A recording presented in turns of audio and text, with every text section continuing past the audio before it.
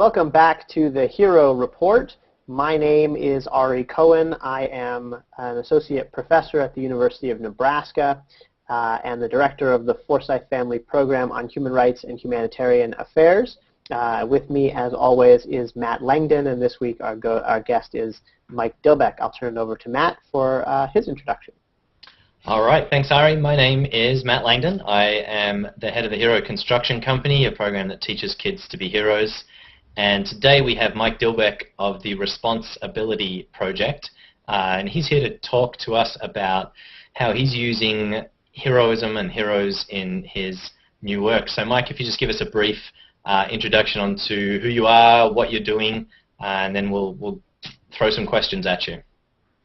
Okay. Hi, everyone. Well, thank you for the opportunity, and I'll just go ahead and do a shameless plug for my website in case you want to be there while you're watching this. It'll be a great reference. It's raproject.org. Again, that's raproject.org, and it might be a useful reference for you while I'm speaking. So I am the founder and let me look up. I get used to this. I'm the founder and the president of the Responsibility Project, which was just mentioned, but I'm also the founder of a new initiative I'm going to tell you about in just a second. But the Responsibility Project is a national initiative to empower people to intervene in problem situations and to be an everyday hero in that moment.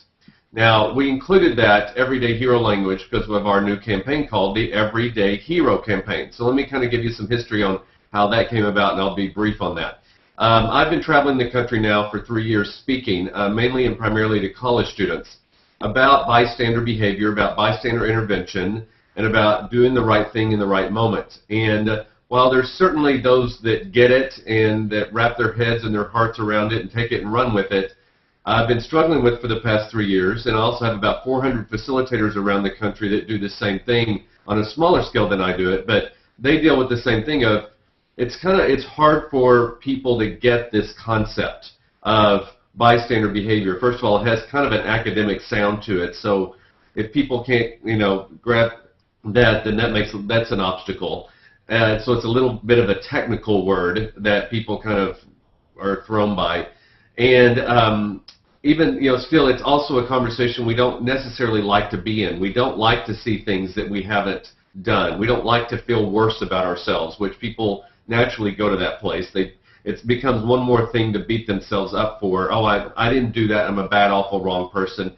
We don't like to think of those things. We like to tuck them away and, denial, right? And even though we really never forget them.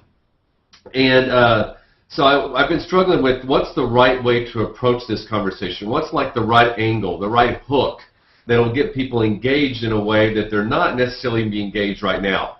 And it was a moment this past summer where I was kind of doing a self-inventory of how things were going. Am I making the impact I want to make? How's this project going?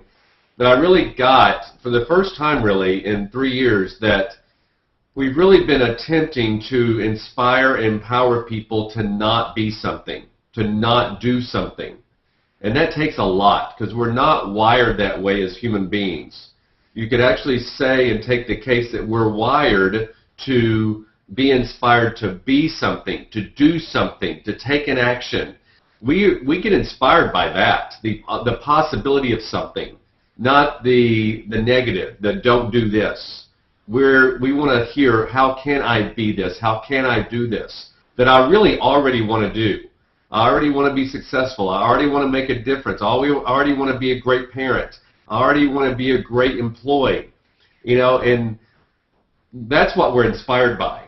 But taking the other approach, kind of the flip side of the coin, it takes much more to do that, to not be something. So I took my same message, still the same content of intervening in problem situations, and came from it from the different angle, and that is being an everyday hero. Now, I'm using the double entendre of everyday. I use it as one word with a line down between every and day, because I really mean for it to be one word and 2 words. First of all, one word, every day. Just everyday, average, ordinary people like you, like me, doing heroic things for people, for organizations, or for issues we care about. But also bringing in the 2 words, every day. Not doing something heroic every day because we don't have those opportunities every day. Thank goodness. But being present and aware and being cognizant, knowing what's happening around us, interacting with people, taking our earbuds out of our ears, raising our head from 5 feet in front of us as we walk down the street, or we're, playing on words with friends on our iPhone, and notice what's going on around us, what's happening, what circumstances are taking place, so that we're present to something when it needs our attention, versus being in our own little world, in our own little tunnel, having no clue what's going on around us in the world. It takes that. We're never going to be a hero unless we're clear about what's happening around us. Like, oh my gosh, there's an opportunity to take a heroic action, take a risk, go beyond the barriers that might stop me, do it for no material gain whatsoever, and just simply do it because it's who I am, it's the values in who I am, and I'm doing it because it's the morally right thing to do. That is being a hero. And we're really out to empower people to take advantage of those moments and to know about bystander behavior, because that's the one thing that's going to get in the way, is that behavior that stops you in that moment. I joke sometimes, kind of joke, but not really joke, that it really is like an alien that comes down and takes us over in that moment, where we can't do what we want to do. We can't say what we want to say. I mean, and I really emphasize that we really do want to do something. We really do want to say something.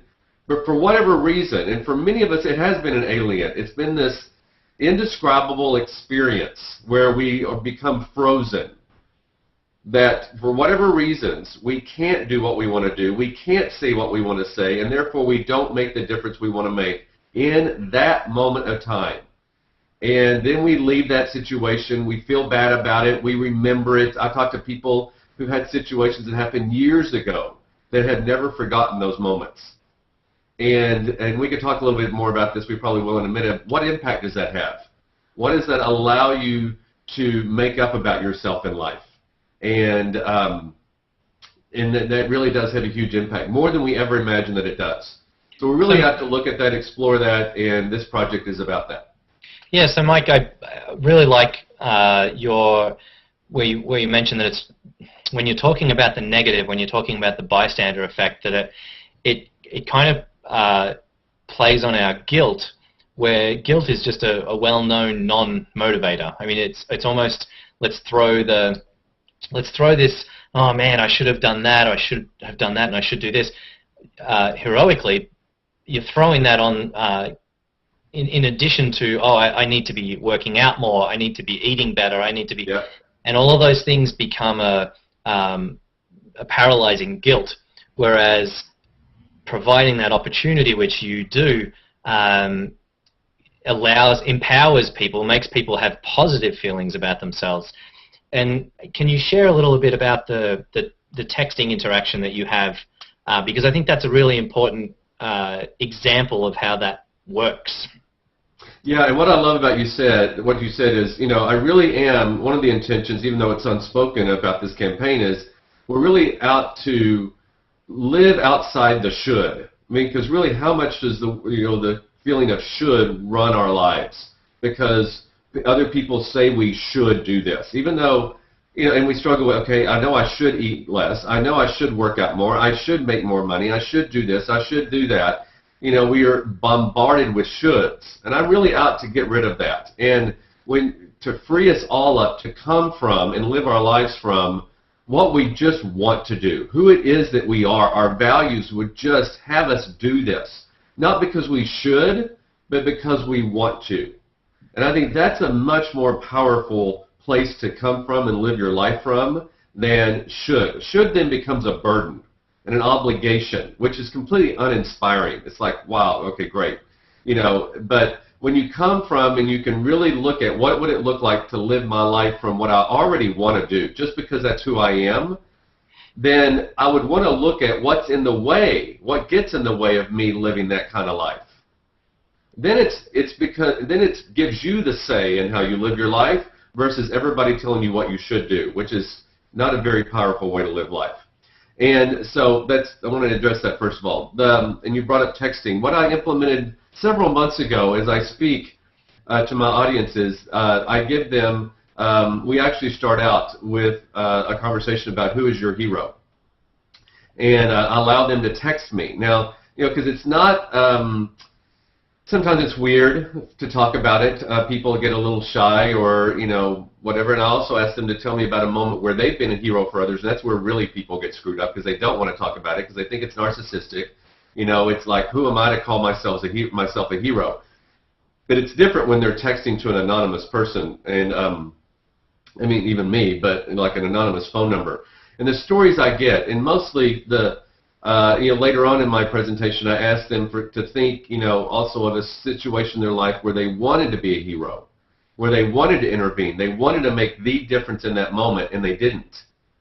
And I asked them to share with me anonymously, even though I have their phone number, it's still basically anonymously. Tell me about that. What happened? What didn't happen? What got in your way? What stopped you from making the difference you wanted to make? And the stories that I hear are heartbreaking, and things that people carry with them literally for the rest of their life. I mean, they will go to their grave with this story. They will go to their grave with this situation where they didn't make the difference. While many come to my mind, I'll share this one that a college student shared with me that she knew that her best friend was abusing drugs, and it was getting to a problematic point. And whether it's things that she literally asked of her best friend, like, can you help me here? And the best friend didn't take time, didn't have time, didn't know what to do, didn't know where to go with it, didn't know how to help her. So she kind of skirted over the issue and didn't get her any help, her best friend. And 2 months later, her friend was found dead from an overdose. And this person, her best friend, is left with this for the rest of her life. And I'll go ahead and mention that it's in these moments that we make decisions about ourselves. And we beat ourselves up, and we're like, wow, I must be a real loser, that I couldn't have even helped my best friend. I couldn't have taken time out of my own life to get what she needed, to help her when she needed it, to do whatever I needed to do to find whatever there was to be found to help her get through this situation. I was a bystander. And she, in that moment, made a decision about her life, and she's left with that forever. Let me jump in really quick, because I think this is really fascinating, Mike. This is, it's precisely those sorts of heartbreaking stories that really call to mind the topic that you talked about just a minute ago, this idea of replacing should with want. And I want to sort of push you on this, because I think it's really, really fascinating. Is want necessarily going to be enough of a motivator, even if should doesn't work out to be as good a motivator as we want it to be? What I'm thinking of here, when I think of this story that you just told about this college student, surely the college student would want to help the best friend, but perhaps didn't feel either capable of doing it or knowledgeable enough to do it, or didn't feel like this was an absolutely necessary time or whatever. I mean, I'm reminded of all of these sort of conversations that have taken place in film and in television and in the history of philosophy about how to get people to do the right thing, right? And so, I mean, ultimately, that's what we're talking about here. Yeah. What is it that gets people to do the right thing? Is it necessarily the case that people always want to do the right thing? Or do we need to do something, get them primed in some way so that they will, even if they don't want to at the particular moment when it becomes necessary to do something? Okay, well, a couple of different answers to that. I love that question. So first of all, and I don't know if some of this is going to be idealistic or me just coming from the glass is always half full that I live my life from, but first of all, I really think the opportunity is how do I want to get my mind sorted out here. First of all, I believe, again, and I don't know that this is idealist, I believe when you take away all the reasons not to, that we really do all want to make that difference. I don't, if you take away all the past decisions we've made about ourselves and about life and all the reasons not to and all the time elements and the lack of information, the lack of what do I do, all that stuff, if you take all that away and simply come from your values and your soul and who we are as human beings, I really want to believe, and I really do believe, that we all want in that moment. But I think you're right. I think you're right on the button. I don't think want is enough. I think you have to come, but I think want is a start. I think you then, the opportunity that we don't always take advantage of and elevate this is to take the want to a need. Like, I need to do something here. Like, life depends on me doing something here. And in this situation that I brought up, life did depend on it. And we lost a life out of it. So when you can live from life depends on it, and whether it be literally life, like people being alive, or life, like living life with vitality and happiness, life depends on it. That's a different way of approaching it. You hold yourself accountable at a different level than, well, I'd like to do this, I want to, but I got other things pulling at me, so I'm going to do those too, because I want to do those too. I want to go out to eat tonight versus stay in and help a friend. But when you come from, I need to do this, like life depends on it, that's going to steer you in the direction that of intervention and help and keeping someone safe, that something else pulling at you will not win. Yeah, so last week's guest, Zeno Franco, has described this moment of performing the heroic action to be essentially a compulsion, we see something that so disturbs our internal value set that we feel compelled to act. And I think that's really telling, because I think that's what makes, in a lot of cases, that's what allows, or not allows, but that's how we see one person acting when others don't. I think it has to do, I think a lot of heroes have spent time thinking about what their values are and spent time, looking at them and being deliberate about it, so that it is clear when something disagrees a lot with their internal values. And one of the, I guess, less risky situations or examples is when someone tells a racist joke in a crowd.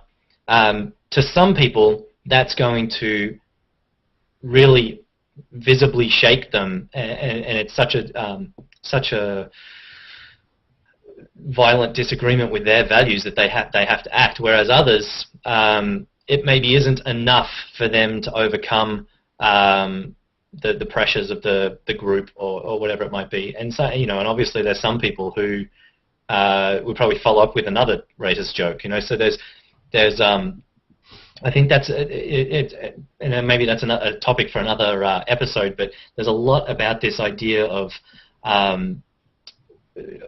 acting when we see something that's so disagreeable to our character, whether it's our upbringing, our study, or whatever it might be.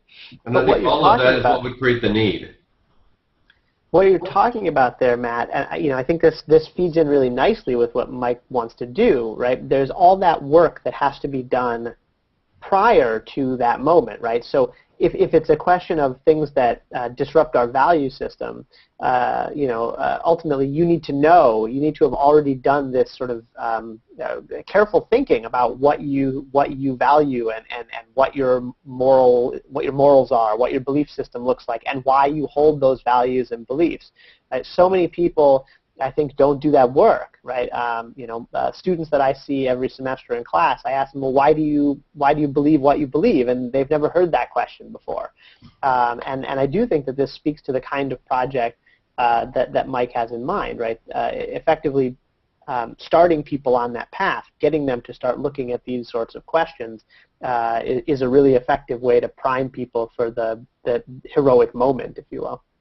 Yeah, I think it's a much deeper conversation than people anticipate it being. I think it goes down really to the depths of who we are, that just what you just said, Ari, people don't wake up thinking about. They don't wake up asking themselves that questions, and then they're thrown when somebody else asks them the question.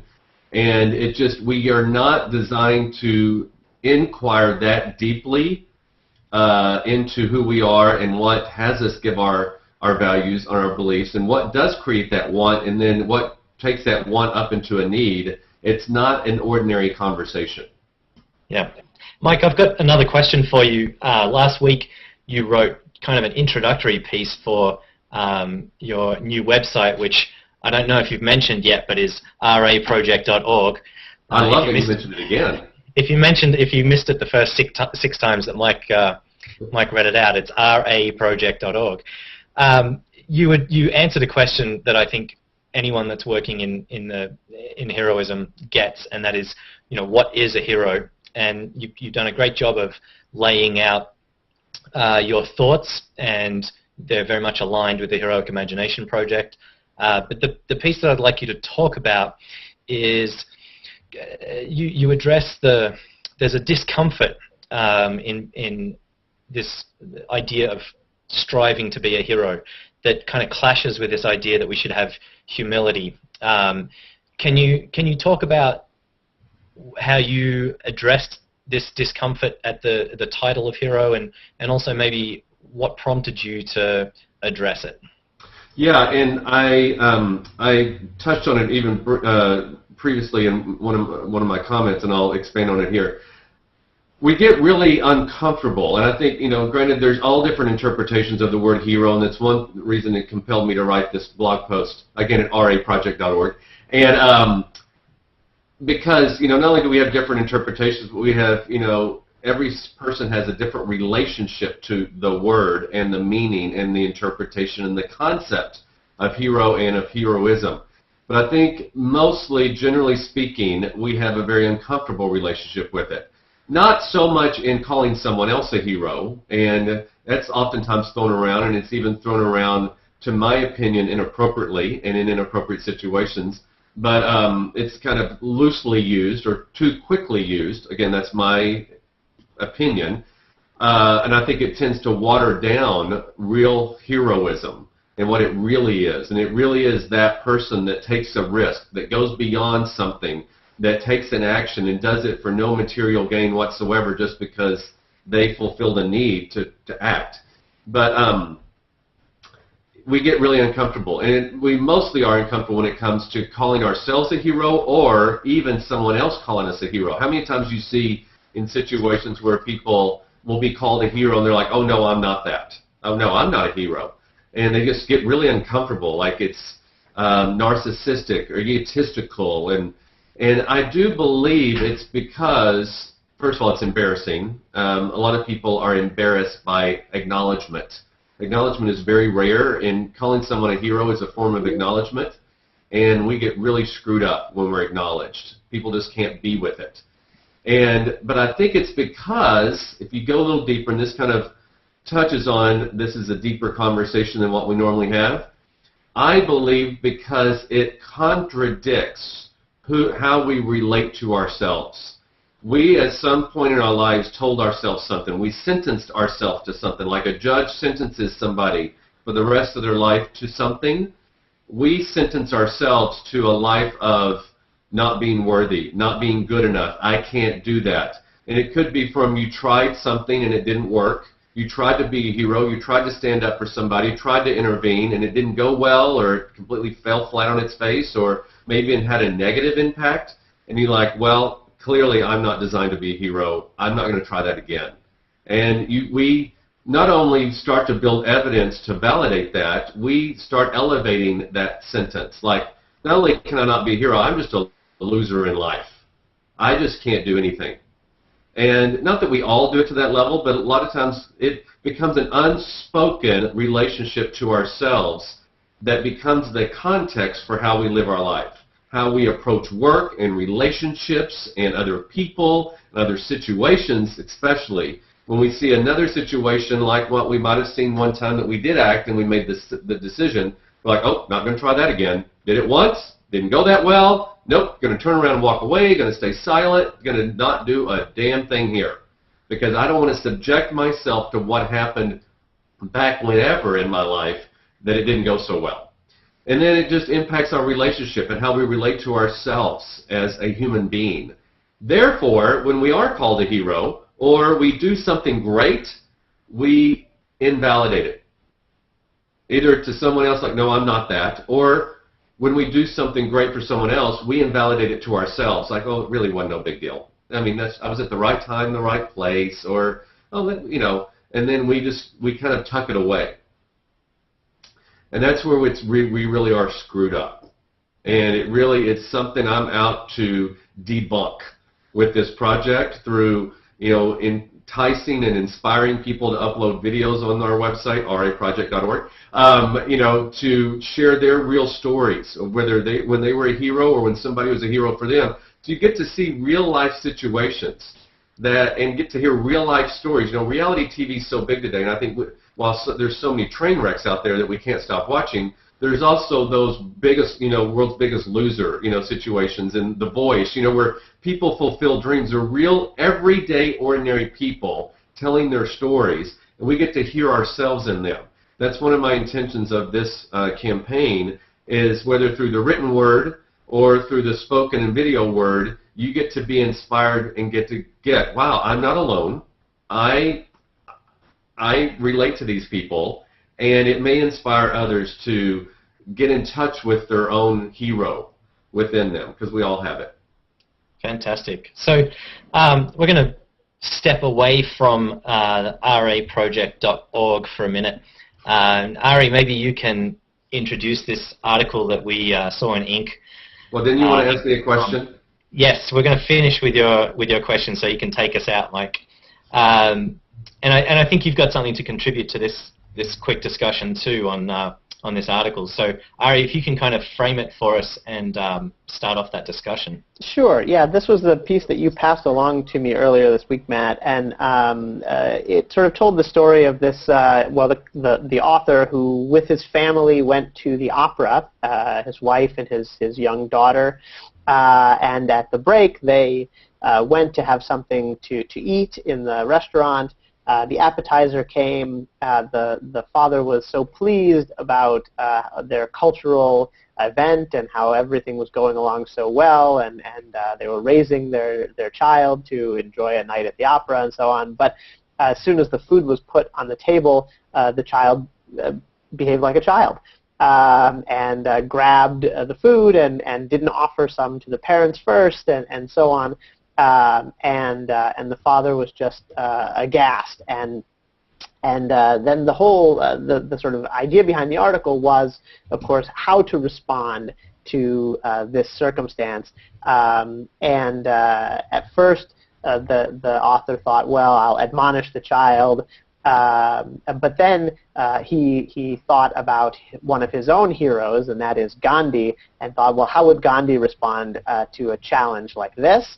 And so what he decided to do instead of admonishing the child was when a dessert course was served, he said, no, I can't have any dessert because I have to think carefully about how I've failed you as a father such that you would behave this way instead of nicely eating the food and sharing it with your parents. Which would be the appropriate thing to do. And the child, of course, was very upset and cried and said, no, please, I'm sorry, I didn't mean to, I'll behave better, and so on. And of course, I thought the idea behind it, that is, thinking about what our heroes would do in a given situation, now that's a really fascinating idea. It's something that we talk about all the time. As a sort of motivator for right action. But I thought that the way that the author of the piece understood his hero was problematic. That is to say that the answer, what would Gandhi do, turned out to be shaming your child. And certainly while Gandhi thought that shaming the British into proper action with regard to India was appropriate, and I think we can all see that as appropriate. Perhaps it doesn't work in the same way when you're dealing with your child rather than colonial power. And so I just thought, how fascinating to have this idea that's so right. That is, how do we stop what we're going to do, right? How do we put the brakes on the immediate response that we want to have and instead say, what would my hero do, and that therefore changes my behavior. But unfortunately, in this case, it changed it in a way that perhaps would not have lined up so well with what the hero would have done himself. Right, right. It was kind of an example of focusing on negative and rather than providing an example of what the behavior should have been. We have this sort of, I'm just going to think about what I did wrong and make you feel bad. Part of my efforts are to provide teachers examples of how to, or what kids can do. A lot of the times it's very easy for us to focus on telling people what not to do rather than what to do. And I think, Mike, that's essentially what your transition has been, from focusing on saying don't be a bystander to be a hero, and this is how you can be a hero, is so much more valuable. And I think that a great part of that article was the last third of it, where this Hitendra Wadhwa basically gives us some examples from research on how having a hero, having someone you admire, look up to, or someone who inspires you can really affect your behavior. And I think that's such an important and powerful piece of information to know and to own. One of the examples was from a book by Heidi Halvorsen, where students in college were given profiles, basically like quick one-page profiles on people who had been very successful through work and effort and like Nobel Prize winners and such, that once having read those profiles, the students then were much more committed to learning and getting through, through effort.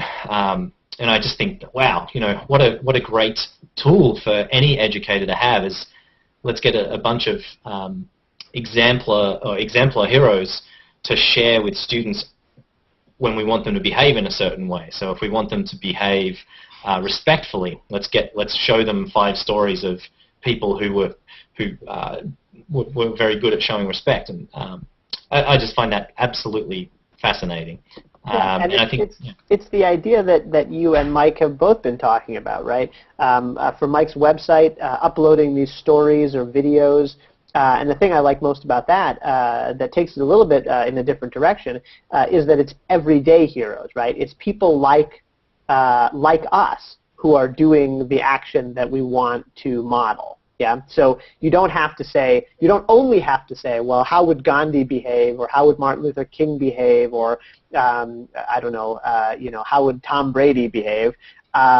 Instead, you can look to these people and say, well, here's someone who's actually like me. They have a normal job, or they're a college student, or have a family, and they did this thing that I regard as choice-worthy, right? This is the sort of thing that I wish I could do when presented with the same situation. And now you have that story. You have it in mind. You keep it with you. And again, as we've been talking about, this is that sort of priming, right? It gets you to think about what you believe the right action would be.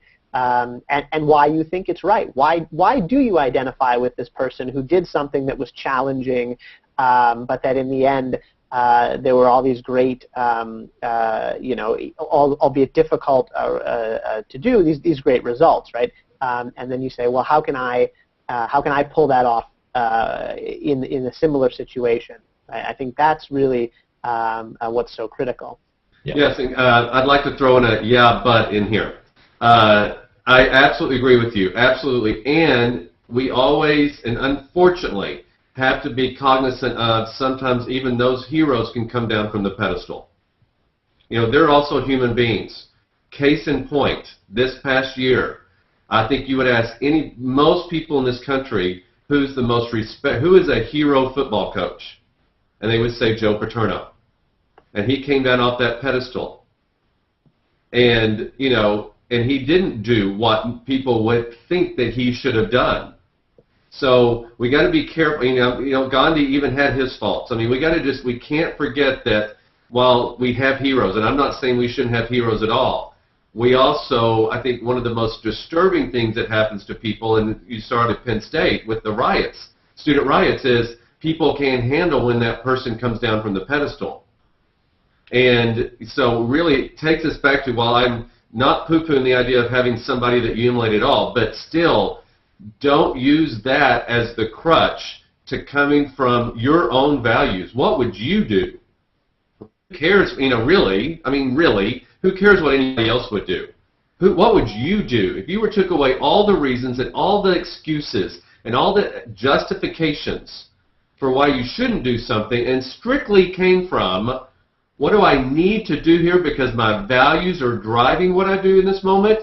Who cares what Joe Paterno would do, or Gandhi, or whoever? It's your say in what you're going to do, and that's the most powerful situation. Absolutely. And also, I think there's also situations where we don't even think that much. And I'm going to use the same example. I know we could talk for hours about this, but when Coach McCreary walked into that shower that afternoon, I don't think there was time to think, what would my hero do? That required an immediate, impulsive, emergency action, heroic action in that moment. As I always say, take one of the benches and beat Sandusky against the head. That's not positive. That's not coming from positive psychology at all. That's doing whatever it takes to be done to keep a 10-year-old boy safe. Absolutely. I think that with using heroes, we need to make sure that we're focusing on their actions rather than saying this person is a hero of all time. And you're exactly right. Any hero can be we can find faults with. I mean, I wrote an article probably last year sometime focusing just on that, because there are detractors from Gandhi, there are detractors from Mother Teresa, there are detractors from Martin Luther King, and they all have valid points. So it's important to focus on the actions. I think we could talk a lot about that last comment, Mike, but we do want to make sure that our pod vidcasts are relatively digestible. So I want to end with a question that we're going to ask all of our guests, and that is, who is your hero and why? Okay. First of all, just to wrap all that up too, there is a blog post on my blog about Coach McCreary and how we're all Coach McCreary. So just to kind of wrap that up, because I know it's a big conversation, if anybody wants to go to my website and read that, it just gives my perspective on it. So my hero, I love telling this story, and I actually tell this story in my keynote when I go around the country speaking. And this is one of those that I'll never forget. And most of us have those stories of our hero that we'll never forget. But I was in 8th grade, and I had not only just been selected as the drum major for the junior high band, which is a big deal at 8th grade, but I'd also been elected by my peers as band president. So I thought I'd achieved the ultimate. I was on the A list in my own fictitious way, whatever the A list is, and I had made it. In 8th grade, I had made it. And so there was a certain day, we wore our uniforms, band uniforms, to class all day on game day, because we had the pep rally in the morning, game in the afternoon. We wore them to class so we didn't change clothes. So this particular game day, I had my drum major uniform on. Now, I was here to tell you that it wasn't the most masculine thing in the world. It was very feminine, had big, puffy, green satin sleeves that banded at the wrist, and they were flowing and beautiful and very feminine. And I'm walking down the hall with my friend Mark Dudley, and as I went through the A-list part of the hall, the cheerleaders, the popular people, the athletes, all those people we all want to be like, right? We just all we aspire to be accepted by that group in these developmental years of our lives.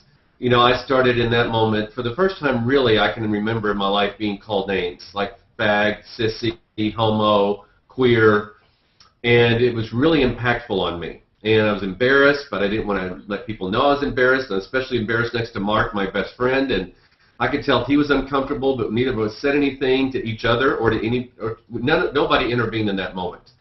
So there were no heroes in that moment. I was left with that as an experience. And that was on a Tuesday. Our games were on Tuesday. He said, why don't you come over Friday night and we'll hang out, which we did several, from time to time. So my mom dropped me off on Friday night around 7 o'clock, and I go to his front door of his house, and he had a handwritten note that says, "Come around to the garage," which I didn't think much about. It's kind of odd, but I thought, okay. I thought, well, we're going to play basketball or something. So I walk around. It's one of these garages that you turn around the corner and walk into. It's a double, garage. And the garage door was up. There's about 100 to 150 of my classmates there. And it was all decorated with balloons and streamers and big banners all around the garage that says, "Mike, we're proud of you."